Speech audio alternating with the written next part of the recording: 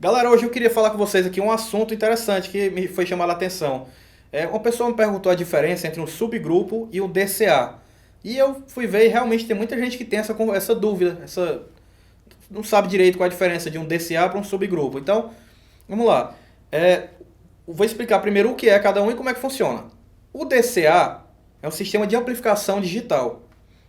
Nas mesas analógicas é VCA, que no caso também é de voltagem, no caso. É a mesma coisa, o DCA e o VCA, certo? Então, o que é que acontece? Se eu seleciono, por exemplo, vou dar um exemplo aqui. Eu quero ter um volume individual da bateria.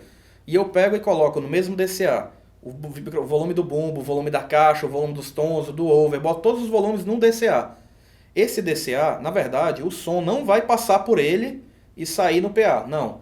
Ele vai remotamente controlar uma amplificação naqueles volumes. Então, na hora que eu aumento aquele DCA, ele aumenta geral o volume da bateria. Na hora que eu baixo, ele baixa geral o volume da bateria. Mas o som não está passando por ele. Ele está mexendo no volume remotamente. Como se ele desse uma amplificada ou uma reduzida no volume, dependendo do que você faz lá.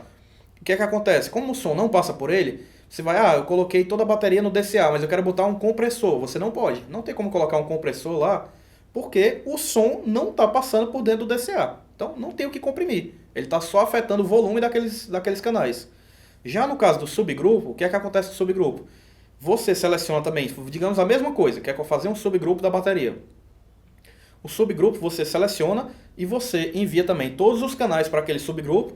Só que o que acontece? Os canais realmente vão para aquele subgrupo e aquele subgrupo vai ser como se fosse um fader num canal por onde todos aqueles canais estão passando. Então, se eu coloco uma compressão naquele subgrupo, ele vai colocar uma compressão na bateria completa. Então, ele realmente o som passa por lá. Então, a diferença seria basicamente isso, que o som passa por ele, é o subgrupo, no caso do subgrupo. Todo o som passa por ele, você pode colocar compressor, efeito, equalização, o que você quiser.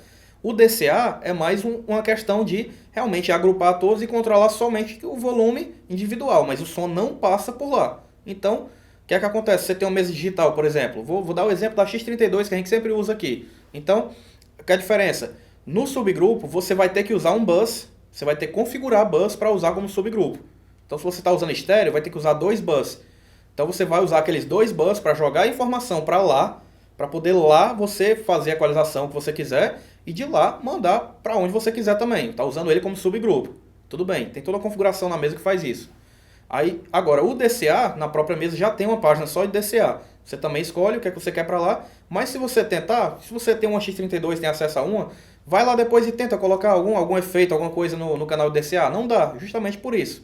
Porque não tem som passando ali por dentro. Então não dá para você alterar o som que ele não está passando por lá. Qual é a diferença então? Qual é a vantagem de eu usar um DCA no lugar do subgrupo? Já que o DCA, o som nem passa por lá mesmo, não vou ter controle de compressão, de equalização, de nada.